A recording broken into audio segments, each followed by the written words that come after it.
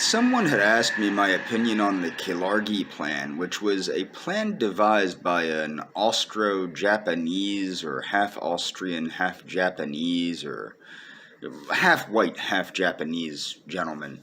It was sort of like a liberal, anti-communist union of the different the different countries of Europe into a pan-European union. Uh, People should understand this. I used to be ardently anti-communist. I used to fully adopt National Socialism, particularly the Rockwellian concepts of National Socialism.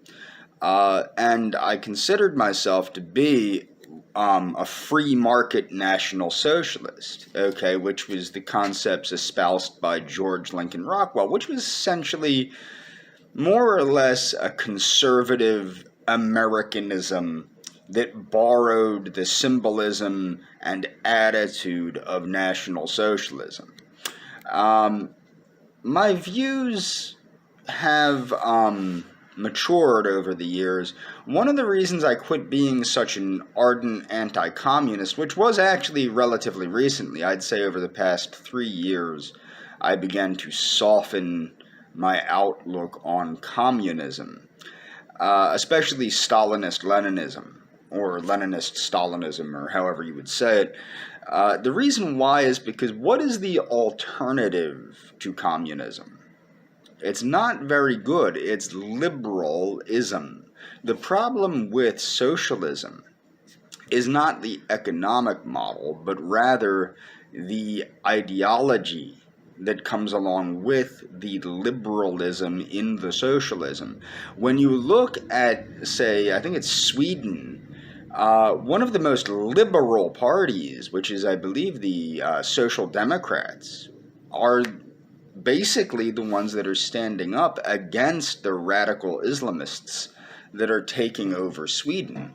And this is the thing, they're not radical, they're liberal, but they see the problems coming from radicalization and Islamification and the encroachment of alien values into Scandinavia. The issue is that when you start with the blatant liberalization of society, it begins to decay society. My view on the Kalergi plan is it was not really a conspiracy against Europeans. It was not a conspiracy, but a plan to bring together Europeans to be a bulwark against communism. But the problem was the liberalism. Particularly economic liberalism, like capitalism. Bad things come from capitalism, okay? And the reason why is because when you're beholden to nothing but how much money you can make, bad things come of that. People quit looking at things as to how to serve their neighbors, how to serve their community, how to serve their family, how to serve their country, and they just look at everything as how much money can I make. And it's not necessarily all bad, which is why I believe in a mixed system. I believe luxury items could be marketed in a capitalistic manner, but necessities cannot be. Things like electric, food, clothing, shelter, these things should be socialized. Medicine, these things should be all socialized, nationalized, if you will. And Mussolini understood that and promptly did that. The dude in Germany promptly saw that and did that. But you can have a mixed system. But the thing is, you can't be a bulwark against liberalism with liberalism. But the thing is, Soviet communism successfully fought globalization since the late 1800s or early 1900s. It fought globalization. with a very conservative ideological outlook, which is completely unlike what Marx promoted. Um, as I said, the Kalergi plan I don't think was a conspiracy against the European people. I believe it was a plan to protect the European people from what they considered to be evil, which was communism. Okay? I come from a family line of conservatives, hardcore conservatives, going back over 100 years, going into the Whig Party. Members of my family were politicians in the Whig Party. My point is, America's de facto religion that's unspoken of is anti-communism. And you have to ask yourself, why? Does it serve any real purpose? Are we any different from a communist country? If you really start pulling it apart, not so much.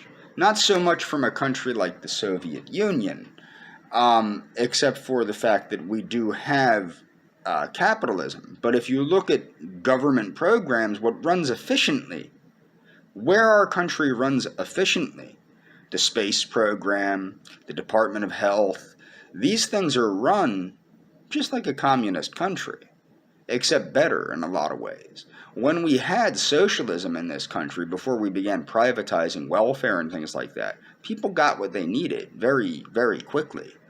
And that's why, like, a lot of these people, what people don't understand, one, there were a couple primary reasons I voted for Trump in the first term. Most of them were domestic. I wanted a secure border. I wanted to have secure background checks. I wanted to know that the people coming into this country were not a threat to this country. I wanted to chill out on legal and illegal immigration. And I wanted to get rid of Obamacare. Unfortunately, instead of trying to get rid of Obamacare, what Trump tried to do was to manipulate Obamacare and make it even worse, which luckily it was shot down by the Republicans in the House and the Senate. But the thing was, it would have been very bad, but the ignorance of Trump and Obama, for that matter, but the ignorance of Trump was that, oh, well, I'm going to repeal and replace Obamacare.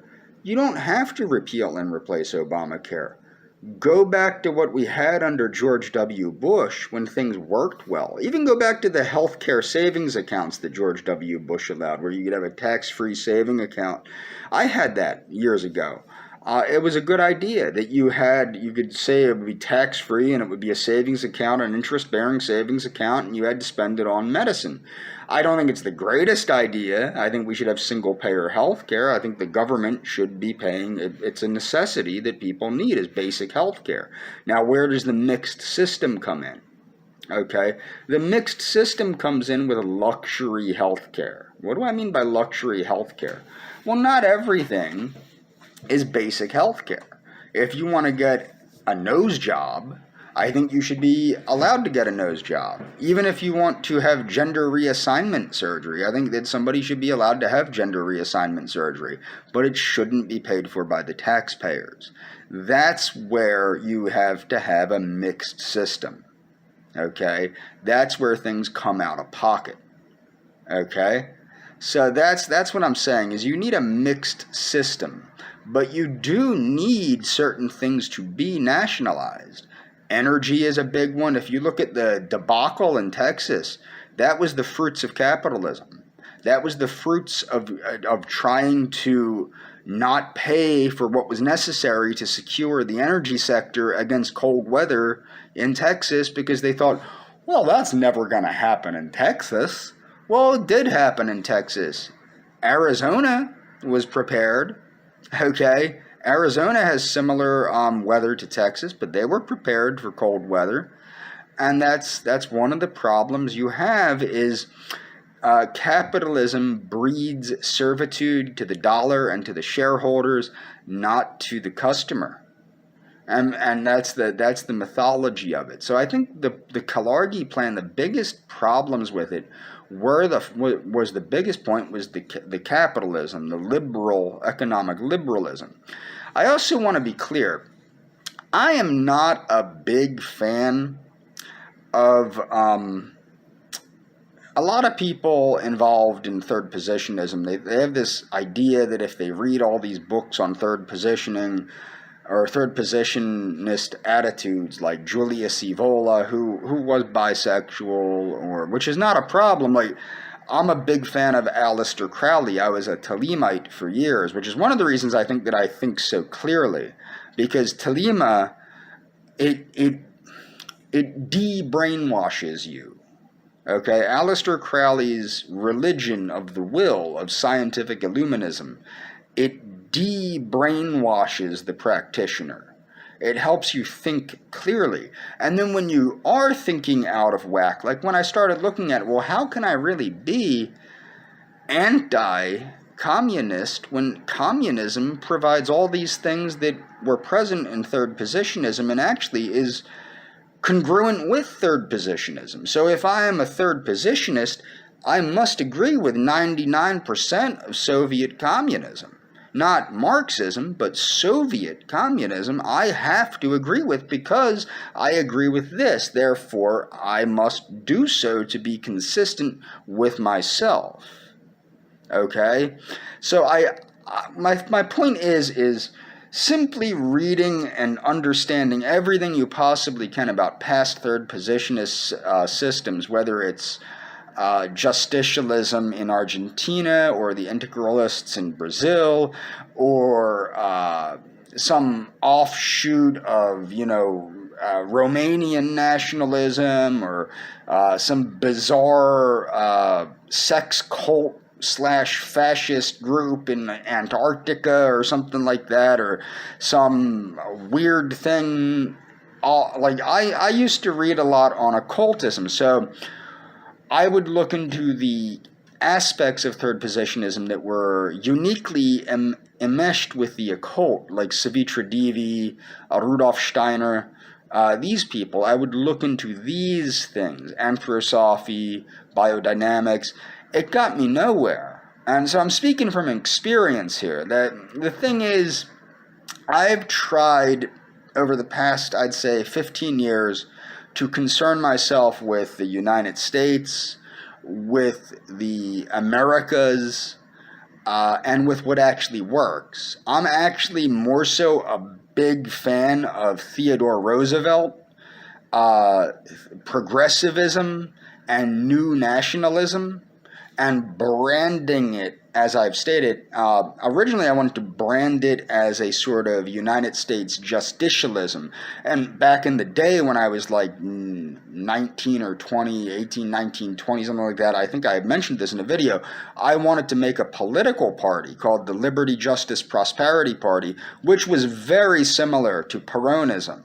Before I knew what Peronism was. I didn't know anything about Peronism until like 3 or 4 years ago when some chick from Argentina told me about it. But I am a quick study, and I learned quite quickly what it was.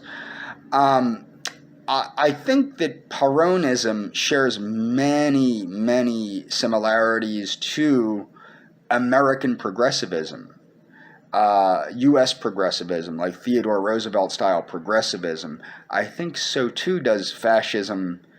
And now remember, fascism was funded by the Rockefeller Foundation. Okay? People don't want to believe that because they think, oh, the Rockefeller Foundation is evil because I was told that by a conspiracy theorist.